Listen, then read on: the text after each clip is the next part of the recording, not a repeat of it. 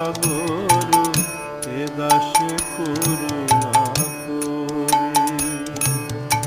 দিয়া পদ ছায়া শোধো হে আমায় তোমার চরণ ওগো দিয়া পদ ছায়া শোধো হে আমায় তোমার চরণ ওহে বৈষ্ণব ঠাকুর দয়ার সাগর